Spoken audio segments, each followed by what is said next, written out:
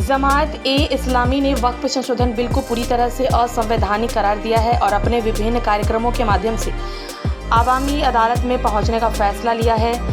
औकाफ बचाओ संविधान बचाओ कार्यक्रम के तहत स्थानीय उर्दू लाइब्रेरी के सभागार में आयोजित प्रेस वार्ता को संबोधित करते हुए जमात के अमीरे हल्का बिहार रिजवान अहमद, इस्लाही इमारत शरिया के काजी मुफ्ती रियाज अहमद, अमीर मुकामी अब्दुल रशीद बर्ग, प्रोप्राइटर इकबाल हुसैन आदि ने संयुक्त रूप से कहा कि all India Muslim personal law board के निर्देशन में वक्फ कानून का विरोध किया जा रहा है।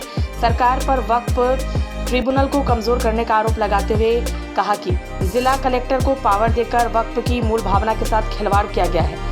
केवल मुस्लिम समाज ही नहीं बल्कि संविधान में आस्था रखने वाले हर नागरिक इस कानून का विरोध कर रहे हैं।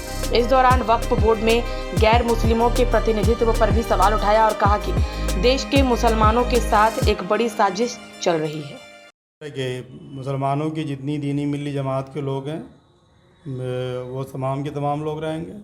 जो यहाँ के जो सेकुलर लोग हैं या यहाँ के जो आम नागरिक हैं, जो जानते हैं, समझते हैं या समझ चुके हैं कि ये बिल जो है, ये कानून जो है, ये मुल्क के हक़ और हित में नहीं है, मुल्क के आइन और दस्तूर से टकराने वाला कानून है, वो तमाम के तमाम लोग रहेंगे। तमाम लोगों को मदद किया गया। क्या नाम है सर? मेरा नाम रिजवान अहमद इस्लाही है।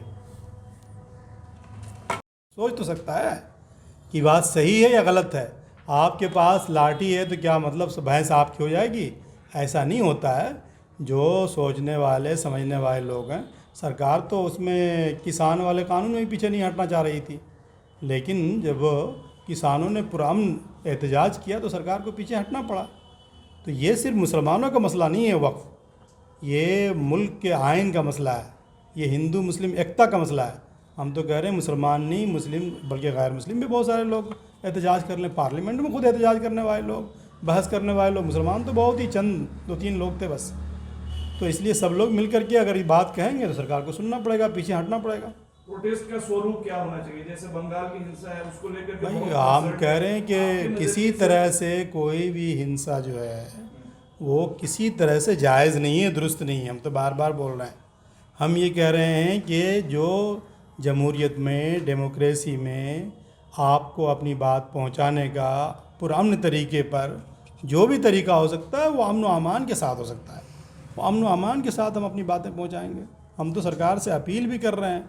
हम कहाँ कह रहे हैं कि सरकार हमारी बातों को सुने, लॉजिक को सुने, दलाइल को सुने। मुझे अफसोस है ये जेपीसी गठन की गई और जेपीसी ने गोया हर स्टेट में जा कर के मुख्तलिफ़ सरकर्दा तंजीमों से भी मुलाकातें की, शख्सियात से मुलाकात की।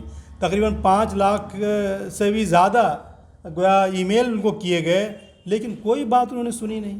भाई जमहूरियत में, डेमोक्रेसी में आवाम की बात सुनी जाती है ना, तो उनकी बातें सुननी चाहिए थी ना। खुर्द-बुर्द किया उनको सरकार क्यों नहीं मुजरिम बनाती है?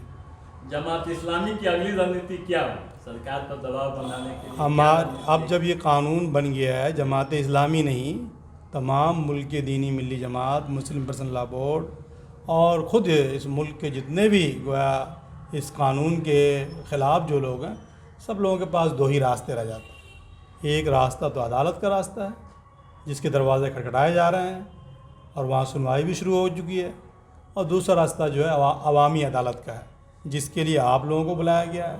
हम राय अम्मा हमवार कर रहे हैं, लोगों के पास जाएंगे, आवाम के पास जाएंगे, खवास के पास जाएंगे, लोगों को बताएंगे कि ये सियाह कानून है। इस मुल्क में गोया सरकार को आवाम मुंतखब करती है, तो अवामी अदालत जो है वो बहुत बड़ी अदालत होती है। तो अवामी अदालत के दरवाज़े हैं, हम खटखटाना शुरू कर दिया है मुस्लिम पर्सनल लॉ बोर्ड ने, दीनी मिली जमातों ने, और ये पूरे मुल्क में, पूरी रियासत में, हर जगह ये बातें आवाम के दरमियान जमहूरी तरीके पर, पुरअमन तरीके पर, लीगल तरीके पर हम ले जाएंगे। और मुझे तवक्को है कि ये सियाह कानून जो है वापस होगा।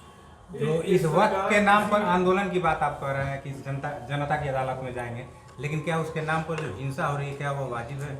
ये जो हिंसा होना तो बिल्कुल ही गलत है।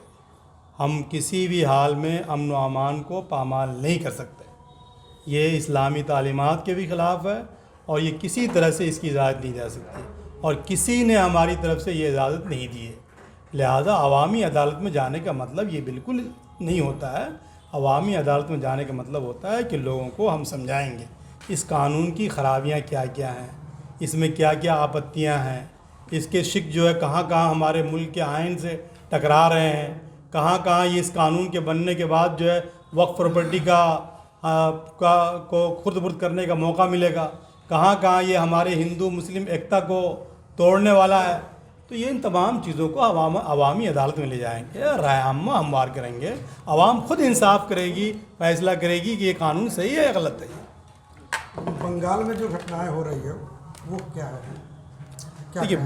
देखिए एहतजाज करने का हक़ तो सबको हासिल है, लेकिन हमने कहा कि लॉ एंड ऑर्डर को मेंटेन करना ये बुनियादी ज़िम्मेदारी है। अगर किसी ने किया है ये इस तरह की चीज़ें तो हम तो किसी तरह से अमन व अमान को ख़राब करने वाला जो भी तरीका हो सकता है, जो भी चीज़ें हो सकती हैं, जो लोग कर रहे हैं उसकी हम मज़म्मत करते हैं। वो उन्होंने गलत किया है, हम उसकी किसी तरह से इजाज़त नहीं दे सकते। जमहूरियत में, डेमोक्रेसी में अपना हक़ और अधिकार मांगने का आपको तरीका दिया गया है। पुरअमन तरीके पर हक़ और अधिकार आप मांगिए और ये मांगना चाहिए, हम मांग रहे हैं। लेकिन वहाँ जो हो रहा है वो गलत है। हम तो कह रहे हैं कि जो भी गोया किसी तरह का अगर इस तरह की चीज़ें जो अमन व अमान को पामाल करने वाली हैं वो वहाँ नहीं, अगर यहाँ भी हो रहा है तो गलत है। अमन व अमान से समझौता नहीं किया जा सकता है। हाँ, अलबत्ता एहतजाज का हक़, अपनी बात कहने का हक़, अपनी बात पहुँचाने का हक़ हासिल है।